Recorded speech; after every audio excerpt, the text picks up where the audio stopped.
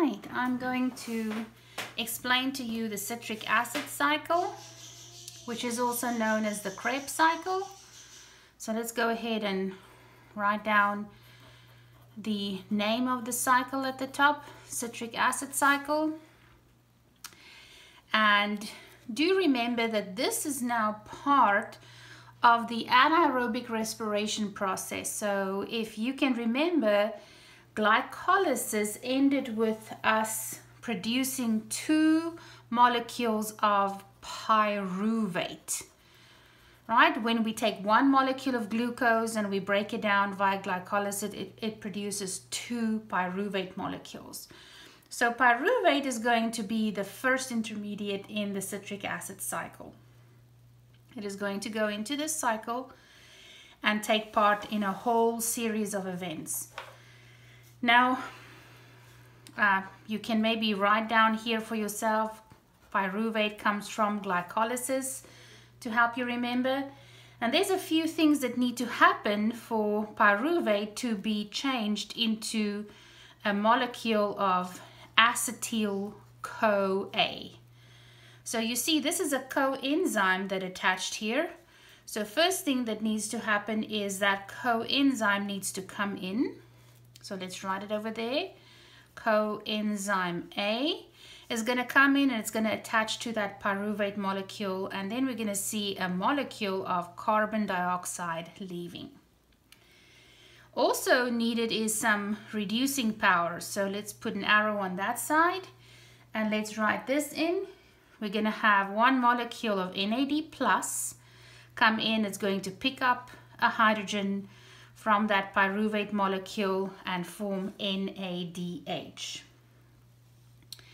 All right, there is an enzyme here that is required to make this reaction happen. That enzyme is called pyruvate dehydrogenase. Pyruvate dehydrogenase. So if you have a coenzyme A and you have a pyruvate dehydrogenase, you can change a molecule of pyruvate into acetyl-CoA. Now, acetyl-CoA is a smaller molecule. It's a 2-carbon molecule, whereas pyruvate is a 3-carbon molecule. And there, the reason for it going from 3 to 2 carbon is that 1 molecule of carbon dioxide leaving. So in goes our acetyl-CoA. Now it's small enough, it's only 2 carbons, small enough to cross the mitochondrial membranes, because remember the glycolysis cycle producing pyruvate happened in the cytoplasm. Now it can go across the mitochondrial membranes into the mitochondria, and it can take part in the citric acid cycle, which occurs in the matrix of the mitochondria. So right up there for yourself, a little note, it's in the matrix of the mitochondria. So when acetyl-CoA goes into the citric acid cycle and you have the enzyme citrate synthase present, you can produce a molecule of citrate. So let me put these intermediate names in a little block for you so they stand out a little bit more. We have acetyl-CoA and it goes and forms citrate if you have citrate synthase present. And then what we're going to see at this point is that coenzyme A is going to leave. All right, coenzyme A exits over there. So that's our first reaction, citrate forming from an acetyl-CoA molecule. Now there is one more thing here that is needed for this to actually happen. We have to put in a molecule of H2O, 1 water molecule in here to make this happen. So put in your water molecule right there. Okay, let's move on. What happens next to citrate is interesting. It's going to be changed into a molecule called isocitrate. Isocitrate. We do need an enzyme for that to happen. That enzyme's name is aconitase. So then you'll change citrate into isocitrate, and this is an isomerization reaction. All right, moving along from isocitrate, next we're going to form a molecule called alpha ketoglutarate. Alpha ketoglutarate. If we do have the enzyme isocitrate dehydrogenase available, this reaction will happen. So isocitrate dehydrogenase, if it's there, it can form a molecule of alpha ketoglutarate. All right, another thing that needs to happen here is that you need some reducing power. So you need one molecule of NAD plus to come in here and provide that reducing power, and it leaves as a molecule of NADH. The other thing that's interesting is going from an isocitrate to an alpha ketoglutarate will mean that a molecule of carbon dioxide will leave. So this is the first time here in the Krebs cycle that we see that a molecule of carbon dioxide is leaving just before the alpha ketoglutarate forms. All right, next up, alpha ketoglutarate will undergo a change and form succinyl-CoA. Succinyl-CoA is that name of that molecule. Again, over here, we're going to need some reducing power. So we need one molecule of NAD coming in, and it leaves as NADH. Also happening here, another molecule of carbon dioxide is leaving.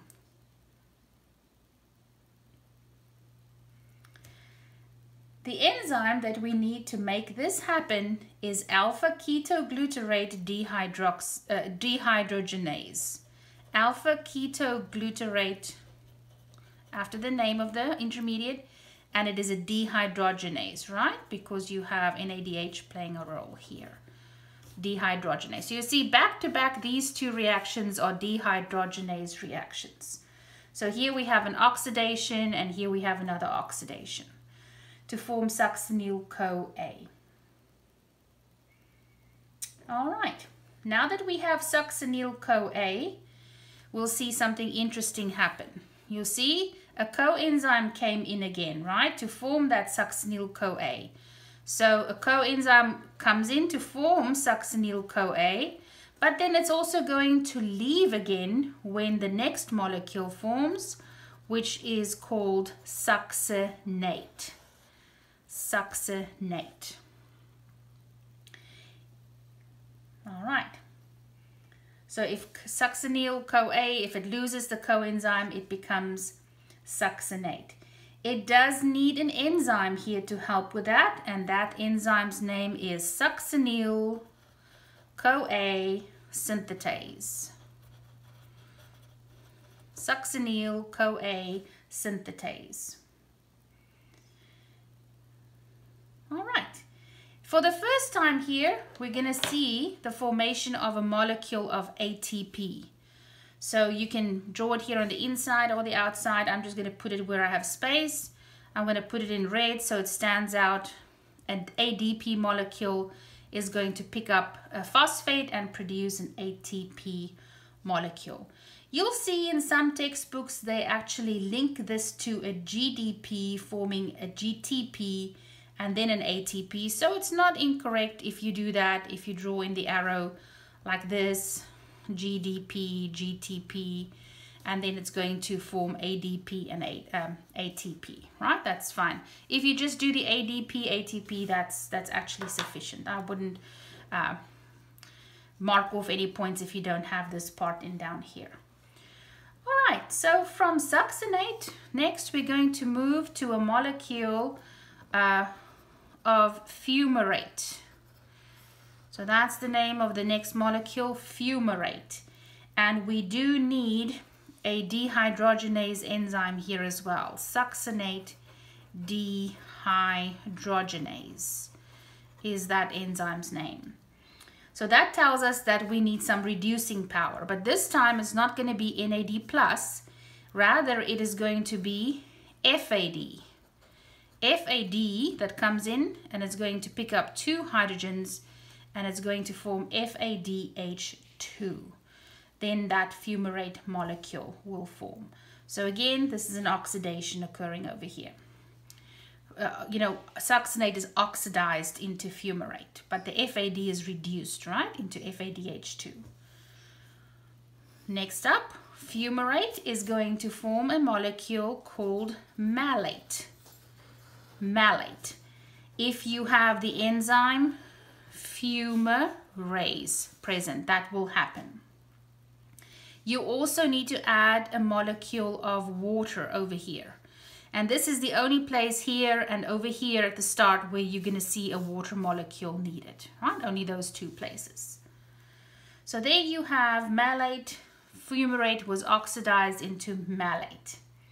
Next up, malate is going to form a molecule of oxaloacetate. Oxaloacetate. Now this is also an oxidation, so you're going to need some reducing power here again. And again here it will be NAD+ coming in, picking up a hydrogen there and oxidizing malate to form oxaloacetate. It can't happen without an enzyme, so put in the name of the enzyme. It's malate dehydrogenase. All right, and then this is going to complete our cycle, because what will happen next is oxaloacetate will form a molecule of citrate. So let's, add these arrows together here, up here at the top, like that. If you combine it with a molecule of acetyl-CoA. Now take note here, this molecule, oxaloacetate, is a 4-carbon molecule. Citrate is a 6-carbon molecule.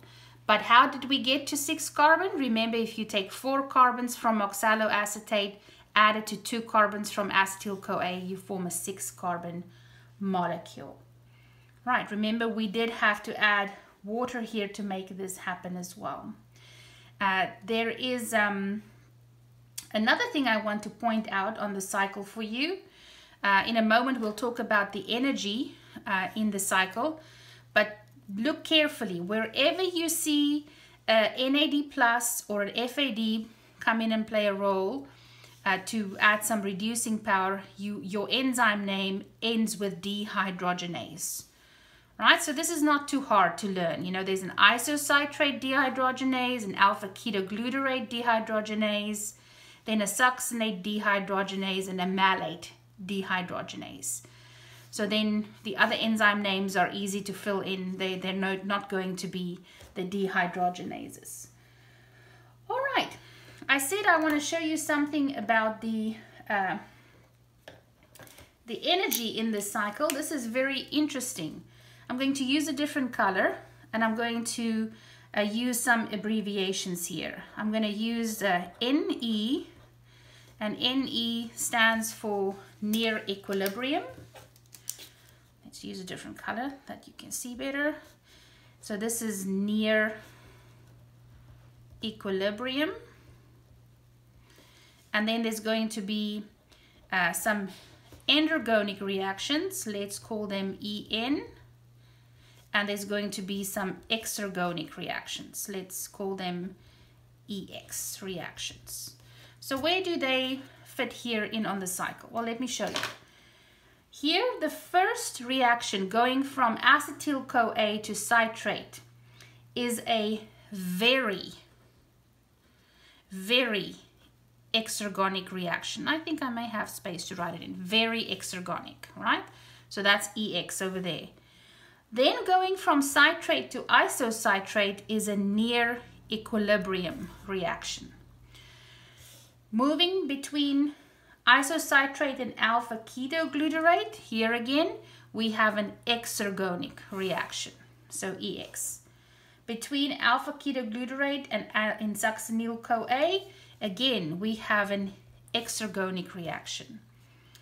between succinyl and succinate, succinyl-CoA and succinate, remember that's just simply a coenzyme leaving. So the energy stays basically the same.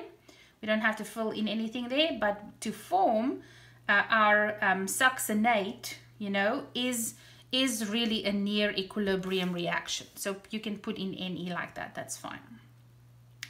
Moving between succinate and fumarate also is a near equilibrium.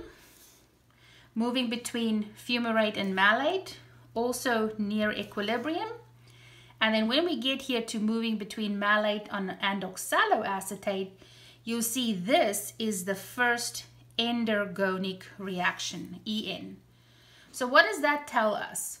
It tells us that at the start here, where you have a very exergonic reaction, this in fact will drive the endergonic reaction forward. Because you know, an endergonic reaction means you have to put in energy, right? But if you release a lot of energy here on this side of the cycle, here where we had very exergonic and here, the energy released here can be used in this endergonic reaction here to push this one forward to form citrate again. So it's like a wheel that spins really fast here at the start, and then it spins so fast that it pushes the momentum over here so that the oxaloacetate will form a citrate molecule. All right, now you'll see in the textbook, if you look at your cell biology textbook, that they include usually the structure of pyruvate, the structure of acetyl-CoA, and all of these intermediates you see here in these blocks. I will give you a bonus point for this cycle if you draw in the structure of these intermediate molecules, but it isn't required. I'm not going to deduct any points if you don't draw any of those structures in there. I do want to point out one last thing before we end. I said that this enzyme name down here is this one down here, succinyl-CoA synthetase. Some textbooks will call this enzyme succinate thiokinase. Right, so if you want to remember that one, that's fine. I mean, I'll go with either or. Let's check if we have everything on this cycle. I believe we do. We have our 2 carbon dioxides leaving. We have our ATP molecule form. Yes, we have our 2 water molecules, and we have our 3 NAD pluses and our FAD. Remember, there was a carbon dioxide up there and an NAD plus here as well. This part of the reaction up here is known as the prep reaction. The prep reaction. Or sometimes they'll call it the prep step. There is also some textbooks that will call it pyruvate oxidation. So pyruvate oxidation has to happen before the Krebs cycle can occur down here. Remember, when we start with two pyruvates down here, all of this is going to happen twice. The cycle, the Krebs cycle, is going to spin twice. So put one nice big ×2 down here below your cycle, right? Because you're going to form 2 molecules of citrate from every pyruvate molecule that goes in.